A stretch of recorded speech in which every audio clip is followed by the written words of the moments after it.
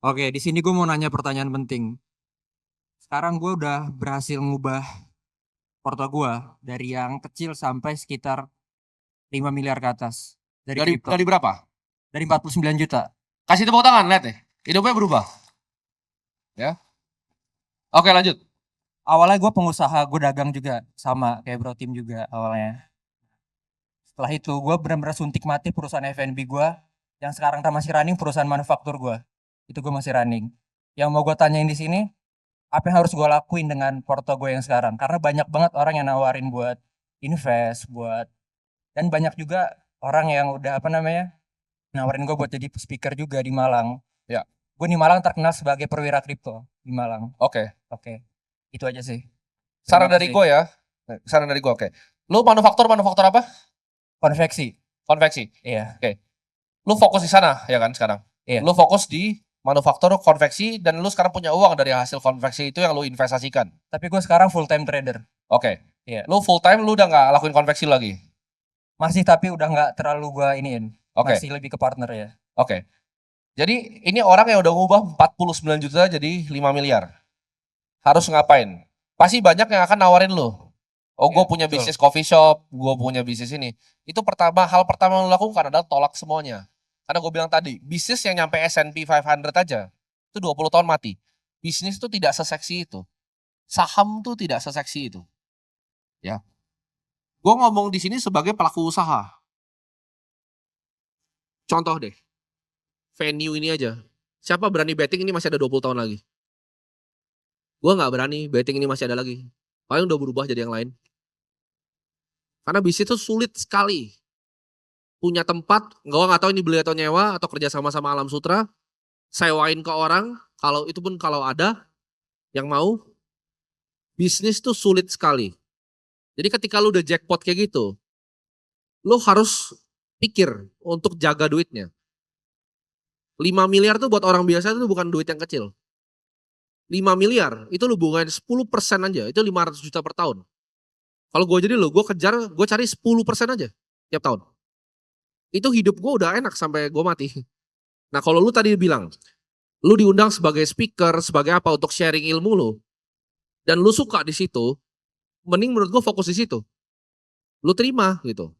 Oh ada speaking gig 10 juta, 20 juta, cuma buat ngomong di depan doang kan. Itu ambil aja. Ya buat lu jajan sehari-hari. Tapi portofolio lu ini jangan lu keluarin kayak semiliar buat bisnis, jangan. Jangan pernah.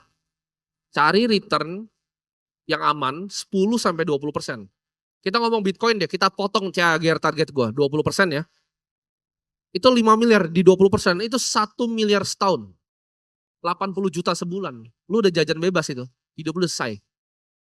Jadi jangan fuck it up untuk lu mau dobelin ke 10 terus hilang. Jaga, karena gue lihat banyak sekali yang kayak begitu. Ini dari zaman sebelum di kripto ya, dari gue sebelum di saham, teman-teman gue banyak muter duit dari, sebenarnya kayak dia persis. Jarang nih bisa kayak dia. Dari 30 juta sampai puluhan miliar, terus stabil gitu loh. Gak ditarik turun. Rata-rata orang yang dari kecil sampai besar sekali uangnya, itu balik ke nol lagi kebanyakan. Jadi jangan sampai balik ke nol, jangan terima investasi bisnis apapun. Karena bisnis tuh nggak segampang itu. Gue juga pelaku bisnis iseng-iseng. Kalau gue lagi pengen bikin restoran, gue bikin. Lagi pengen bikin apa, gue bikin. Tapi nggak gampang. Bisnis tuh bener-bener nggak gampang. Saran dari lu bro mungkin?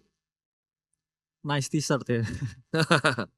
Jadi sama ya. Kalau kamu udah cukup pantas ya untuk mendapatkan, ya cukup pantas untuk mempertahankan. Jadi saran saya jangan hilang, rendahin ekspektasimu, dan orang selalu kalau udah ya punya big win di market, itu tandanya kamu sampai terus nanti ini akan bisa cari penghasilan di market. Entah apapun formatnya ya. Entah untuk trading, entah untuk investing, entah untuk apapun itu, jangan diversify. Karena saya pribadi 100% di market ya sebenarnya dari dulu. Karena saya udah lihat hasilnya dan ketika saya udah tahu hasilnya, ya nggak ada return terbaik selain teman-teman hanya survive di market. Dan saya pribadi punya rules untuk satu, yaitu never lose money. Ya, jadi memang saya nggak se-ekstrim Bro Timothy, tapi saya selalu punya rules, saya jangan sampai mati, ya. Karena itu ya saya bisa bertahan dari waktu ke waktu. Jadi rendahin ya ekspektasinya dan jangan kehilangan semuanya, karena memperoleh puluhan juta ya menjadi miliaran itu jauh lebih mudah ya daripada nanti udah miliaran ke puluhan miliar dan seterusnya. Ya makin lama pun ekspektasi kita juga makin rendah ya tentang return dari portofolio. Maka dari itu mentalnya harus disamain. Mentalnya nggak bisa disamain, gameplaynya juga nggak bisa disamain, mental modelnya untuk kamu nahan itu juga harus beda. Karena dulu mungkin porto puluhan juta ya, sehari floating ratusan ribu sampai jutaan. Sekarang kamu kalau on position in the market ya, floatingnya itu pasti ratusan juta per minggu. Nanti kalau udah puluhan M, floatingnya miliaran bisa setiap hari. Yaitu gimana psikologismu ini tetap menjaga, karena kan kamu came from nothing ya kalau 49 juta itu. Selalu mikir, wah banyak banget lossnya. Kalau sama hidup saya yang dulu ini udah cukup banget ya sama yang dulu. Tapi jangan lihat ke belakang ya, selalu lihat ke depan. Karena kalau kamu lihat ke belakang terus ya, wah dulu saya started from nothing. Banyak juga orang started from nothing juga. Sampai kapan kamu akan terus melihat ke belakang ya? Oke, saya udah punya cukup nih ya. Tapi kamu harus lihat ke depan dengan merendahkan ekspektasi yang kamu miliki. Itu sih. Semoga terjawab ya.